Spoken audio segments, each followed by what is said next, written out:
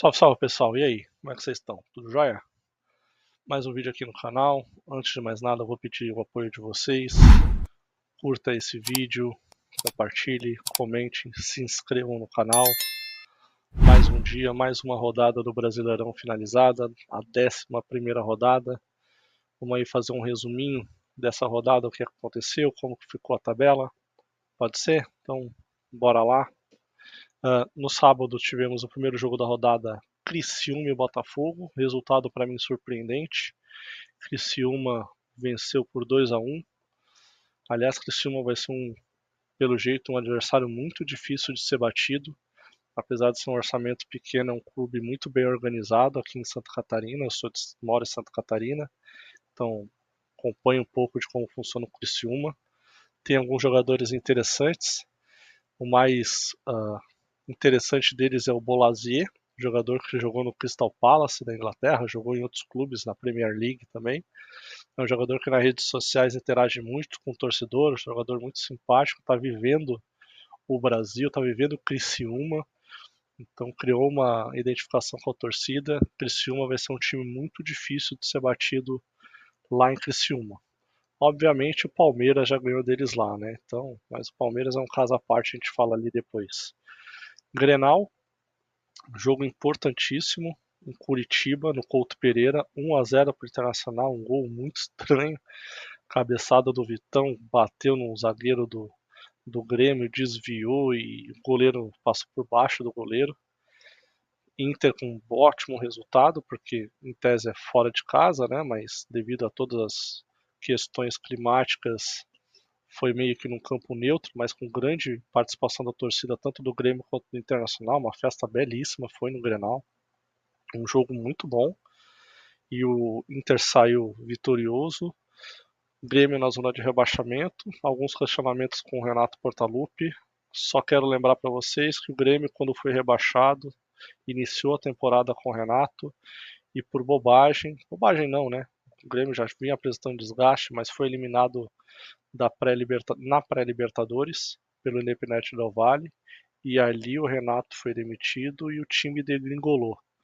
Se tem alguém que pode ajudar o Grêmio em qualquer circunstância, é o Renato Portaluppi. Então, por mais que ele tenha todas as questões relacionadas a ele, que às vezes o time não joga, mas se tem um cara que não vai deixar o Grêmio cair, é o Renato. Então, ainda mais que o Grêmio tem 2 jogos a menos, então mais calma nessa hora.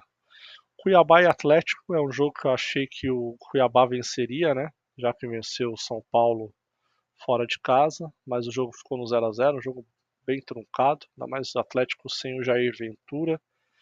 Para mim, um erro do Atlético Goianiense mandar embora o Jair Ventura, que é um especialista em salvar times do rebaixamento. Já coloca aqui um sinal bem laranja no Atlético Goianiense com relação ao rebaixamento. Cuiabá, mais uma temporada em que vai fazendo uma campanha de ali meio de tabela para baixo, mas sem muitos riscos. Lembrando que o Cuiabá, as primeiras rodadas, não fez nenhum gol. Os 6 primeiros jogos não tinha nem marcado gol. Tinha perdido todos os jogos. Então já está com 11 pontos. Então, olho nesse Cuiabá. Aqui o resultado mais bizarro. Vasco 4, São Paulo 1 de virada. Fiz um vídeo sobre esse jogo. Vou deixar aí nos cards. Para mim, uma atuação ridícula. Foi uma das maiores vergonhas do São Paulo nos últimos anos. Inexplicável essa atuação de São Paulo, fazer um gol contra o Vasco em São Januário, com 5 mil pessoas só. Dentro dessas 5 mil, quase metade eram São Paulinas.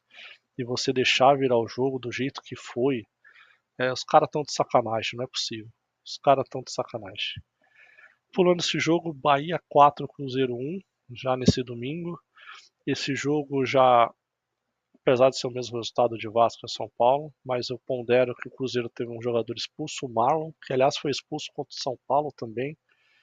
Uma expulsão clara, nem indiscutível do Marlon. E aí o Bahia se aproveitou. Ótima campanha do Bahia, do Rogério Ceni. Olho nesse Bahia City, que vai longe esse Bahia. Fla-Flu, O Flamengo passou por cima do Fluminense, mas fez só 1 a 0 num pênalti que, a meu ver, não foi pênalti.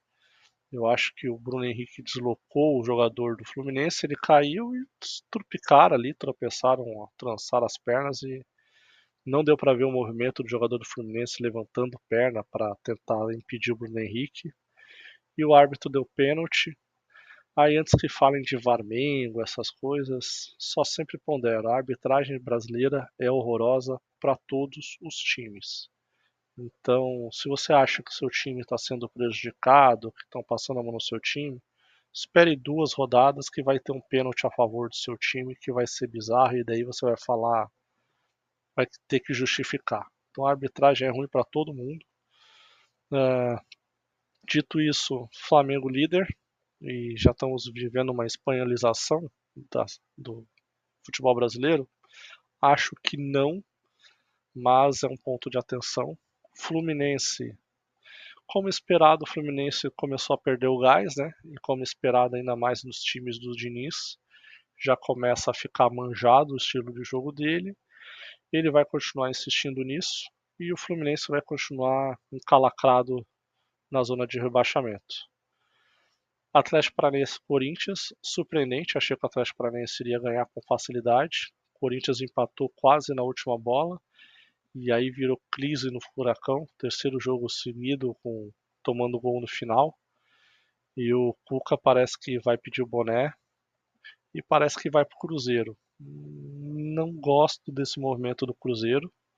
Cruzeiro SAF com Pedrinho BH, olho nesse Cruzeiro no segundo semestre, mas com o Cuca é um técnico bom, mas que gosta de implodir ambiente. Mais um exemplo foi esse Atlético Paranaense. Ele gosta de estourar a bomba de dentro para fora. E o time, pelo menos o jogo que eu vi do Cruzeiro com o São Paulo, era um time muito arrumado, com o Fernando Seabra. Não sei se é uma boa escolha, mas veremos como se realmente vai ser isso. Mas a princípio o Atlético Paranaense é mais um time que vai ficar sem técnico. Galo e Fortaleza, ótimo jogo, um golaço do Breno Lopes no início. O Atlético Mineiro com um monte de lesionado, no fim conseguiu empatar. Tentou a virada, mas não conseguiu. Mais um jogo sem vitória na Arena MRV pelo Galo. O Galo vai ficando pelo meio do caminho. Campanha de meio do tabela do Galo bem, bem decepcionante. Palmeiras Juventude, mais do mesmo, né? Palmeiras ganha de forma sempre protocolar, nunca é muito brilhante, mas vence, que é o que importa. E aquele garoto Estevão, mais uma joia do Palmeiras. Impressionante como o Palmeiras revolucionou tudo no clube. Tudo no Palmeiras foi revolucionado. Parte médica, parte diretiva, futebol de base. Para quem tem uma memória um pouquinho maior, o futebol do Palmeiras era de base do Palmeiras era simplesmente inexistente. Teve o Wagner Love, que estourou mais por uma polêmica fora de campo, que na base ele foi pego com mulher dentro da concentração e deu rebuliço, quase mandaram ele embora da base do Palmeiras, mas era uma joia na época. E tanto que foi vendido por pouco e depois voltou e jogou até no Corinthians. Então essa era a base do Palmeiras. A base foi o Wagner Love e um ou outro jogador. Nem o Marcos foi revelado no Palmeiras. O Marcos veio de outros clubes. Então é um clube que revolucionou o futebol de base e hoje ganha dinheiro com o futebol de base. Tem um método sobre o futebol de base interessante. Mas um dia eu quero fazer um vídeo sobre futebol de base e discutir esses métodos, como funciona o Flamengo, como funciona o Palmeiras, como funcionam outros clubes com relação ao futebol de base. O grande resultado já está na ponta da tabela junto com o Flamengo. E o último jogo, Bragantino e Vitória, virada do Bragantino, surpreendente, não por ser vitória do Bragantino, mas por o Bragantino virar o jogo, que é um time que muitas vezes parece que falta um pouco de vontade de vencer. Parece que é um time meio burocrático, por ser um clube empresa, parece que tem a burocracia de empresa dentro do campo, mas é um time muito estruturado e mais uma vez vai fazendo um bom trabalho. E a tabela ficou com o Flamengo com 24 pontos na primeira colocação, seguido de perto pelo Palmeiras com 23 pontos. Olhem que nos últimos 5 jogos, Palmeiras com 5 vitórias e Flamengo com 4 vitórias e um empate. E é isso que provavelmente vai ser o Campeonato Brasileiro daqui para frente. Bahia já a 3 pontos do Flamengo, a 2 pontos do Palmeiras com 21. Ótima campanha do Bahia, mas a gente já vê que dentro desses últimos jogos é uma derrota, 2 empates e 2 vitórias. É uma campanha mais irregular. No entanto, ótima campanha do Bahia. Botafogo ficando para trás, 20 pontos, um empate e uma derrota nos últimos 2 jogos. Isso deixou o Botafogo de líder para quarta colocado, mas é um time que vai ficar brigando lá no alto da tabela. Furacão, 3 empates nos últimos jogos, os 3 empates no último minuto. Frustrante para o Atlético Paranaense, chegou a liderar o campeonato, seguido pelo Bragantino com 18 pontos. Aí aquela campanha do Bragantino, ganha-perde, ganha-perde. Internacional com 17, com 9 jogos, então com potencial de chegar a 23. Ótima campanha do Internacional, o presidente já falou que quer focar no brasileiro, é o clube grande há mais tempo sem ganhar o Brasileirão. Tem um bom time, com muitos desfalques, tem 2 vitórias e uma derrota nesses últimos 3 jogos. Então, jogos com desfalques tem tido uma campanha boa, ainda tem 2 jogos a fazer, então olho nesse Internacional. Cruzeiro, nos últimos 5 jogos, 2 derrotas, São Paulo e Bahia, 2 vitórias e um empate. Boa campanha do Cruzeiro, não é espetacular, mas é uma boa. Um jogo a menos, pode chegar a 20 pontos, que seria a pontuação do Botafogo. Tem um time bem montado. E outra coisa, Pedrinho BH vai fazer o rapa na janela de transferências, já trouxe Cássio, está trazendo Wallace, está trazendo Matheus Henrique, já tem bons jogadores como o Gabriel Veron, é um bom jogador, mas se machuca muito. Acho que um centroavante bom ali, já que o Dineno está machucado. O Cruzeiro vai fazer barulho nesse segundo semestre. Não tem Copa do Brasil, então vai ter semana livre. Olho nesse Cruzeiro.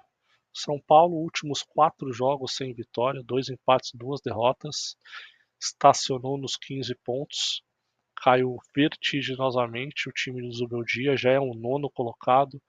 Infelizmente, parece que é mais um ano que o São Paulo vai brigar para fazer 45 e ficar ali no banho-maria e vir com aquele papo de vamos tentar as Copas. Aí não vai ganhar nada, ano que vem vai ter que jogar a Sul-Americana, né? Aí vai ter que se vender jogador, porque o elenco é caro, e fica nesse ciclo vicioso do São Paulo. Galo 14 pontos, para mim uma campanha decepcionante, apesar de ter um jogo a menos, mas com 17 estaria ali na pontuação do Internacional.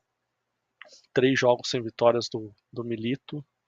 Situação parecida com o Zubeldia, chegou, deu um gás muito grande para o time e começou a arrefecer. Vamos ver como vai ficar esse Galo. Fortaleza, 14 pontos, com 10 jogos, 11º. Aquela coisa do Vojvoda. Se você fosse Vojvoda, vamos trocar uma ideia aqui. Se você fosse Vojvoda, você sairia da praia lá de Fortaleza, num clube estruturado, que paga em dia, que perdeu por 5-0 do Cuiabá, com certas circunstâncias de ter perdido 2 jogadores, para pegar uma bucha de um São Paulo, de um Corinthians, que depois de 3 jogos o cara quer te mandar embora, você não vai querer. O cara vai estar lá, ele vai ficar lá fazendo o trabalho dele, amanhã ou depois ele vai receber uma proposta da Arábia, vai passar uma temporada lá fora, ganha dinheiro para os filhos e para os netos dele e volta para o Fortaleza. É isso que vai acontecer com o cara e ele está certíssimo, faria o mesmo. Parabéns, Vojvoda. Juventude com 13, boa campanha de Juventude do Roger Machado. Roger Machado que vinha já trabalhos muito ruins, mas está fazendo um trabalho muito consistente nesse Juventude. Lembrando que esse Juventude é o Juventude que foi campeão com o Carpini da Série B. Aliás, campeão não, desculpa. Subiu com o Carpini da Série B, que fez uma campanha muito boa na Série B.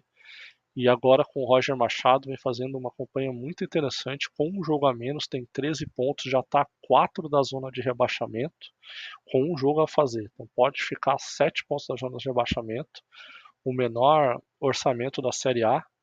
Juventude, ótima campanha. Criciúma, outra boa campanha, 2 jogos a menos, já tem 12 pontos em 9, tem um bom aproveitamento. já está a 3 da zona de rebaixamento, com possibilidade de chegar a 9 da zona de rebaixamento.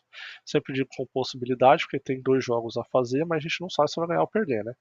Mas já está a 3 pontos, então ótima campanha do Criciúma. Em casa, lá no Heriberto Rios, vai ser difícil ganhar do Criciúma. Então, para quem está ficando na zona de rebaixamento, cuidado. Cuiabá 11 pontos, mudança drástica do Cuiabá. Começou com 6 derrotas nos últimos 5 jogos. Tem 2 derrotas, 2 vitórias e um empate. Então já tem 7 pontos em 5 jogos. Campanha de crescimento do Cuiabá.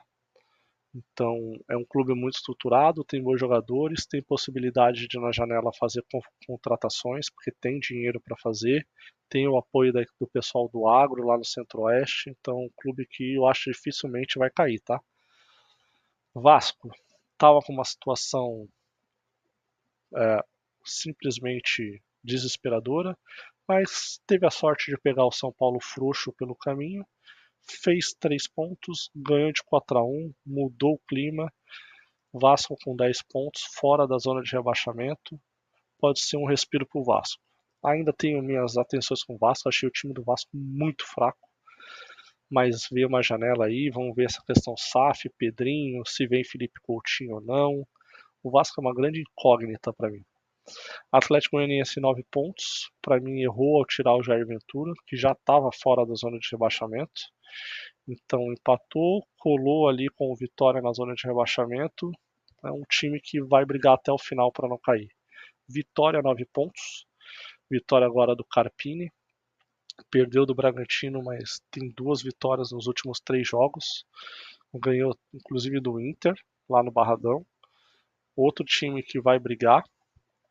É um time que está se estruturando, não é uma potência. Eu acho que é um dos, entre aspas, favoritos para cair, mas está brigando muito e eu acho que vai ser bem interessante essa campanha do Vitória. Corinthians com 8, Grêmio com 6 e Fluminense com 6, na lanterna Fluminense. Vou fazer um comentário só sobre esses 3 clubes. Grêmio vem de 5 derrotas seguidas, mas tem 2 jogos a menos. E eu falo, se o Grêmio mantiver o Renato, ele não cai. Se o Renato sair, o Grêmio vira candidato a cair. Não é desesperadora a situação, são 3 pontos para a zona de rebaixamento, para sair da zona de rebaixamento com 2 jogos a menos. Então calma, torcedores. Sei que o gremista está preocupado, mas calma. Acho ainda que o Grêmio vai fazer uma campanha ali de 12º, 13º colocado, sem muito risco. Corinthians e Fluminense, aí eu já mudo um pouco o meu discurso. São 11 jogos, Corinthians com 8 e Fluminense com 6 pontos. São situações dramáticas. Fluminense por motivos diferentes. Fluminense pelo estilo de jogo. O dinizismo, para quem está na zona de rebaixamento, é um estilo de jogo muito difícil de salvar, porque ele não muda o estilo de jogo dele, vai continuar assim, ele vai continuar saindo com a bola, cada vez mais jogadores vão perdendo confiança, vão errando e vão tomando gol. E um time, quando está nessa situação, toma o gol, se não estiver ganhando, o time já começa a se desesperar e desmonta tudo. Então, eu não sei se o Fluminense vai continuar com o Fernando Diniz até o fim do campeonato. Acho que não, tá? Acho que o Diniz tem aí dias contados no Fluminense e aí, dependendo de quem vir, vai ser uma campanha de tentar se livrar do rebaixamento, mas é uma pontuação muito baixa para um time que é campeão da Libertadores. Então essa campanha do Fluminense é simplesmente vergonhosa e inadmissível. Um time campeão da Libertadores fazer 6 pontos em 11 jogos no Campeonato Brasileiro. Não dá. Já é quase um terço do campeonato e o Fluminense está em último lugar. Corinthians com 8 pontos. A situação do Corinthians é dramática. Fora de campo é um caos. Dentro de campo o time não rende. Até acho que tem bons jogadores. Gosto do Garro. Gosto do Coronado, apesar das questões físicas dele. Mas não anda o time. Parece que é sempre no... O Corinthians parece que é um time que é sempre no abafa. Sempre no último suspiro. Mas se não tiver um pouquinho, um mínimo de organização, o Corinthians vai brigar até o último jogo para cair, e aí eu acho que só a torcida vai fazer o Corinthians salvar. Se a torcida largar, aí o Corinthians já era. Mas como é um clube muito grande, com muita força de torcida, acredito que eles possam fazer esse time levantar no grito da torcida, mas fora de campo é um caos. E um gigante desse, quando tá na zona de rebaixamento, quando tá na lama, começa a andar e parece que não sai, não sai. O São Paulo foi assim em 2013, 2017 e é difícil, é difícil. Então, olho pro Corinthians e pro Fluminense, que para mim são dois candidatíssimos ao rebaixamento. Mas é isso, próxima rodada, rodada 12.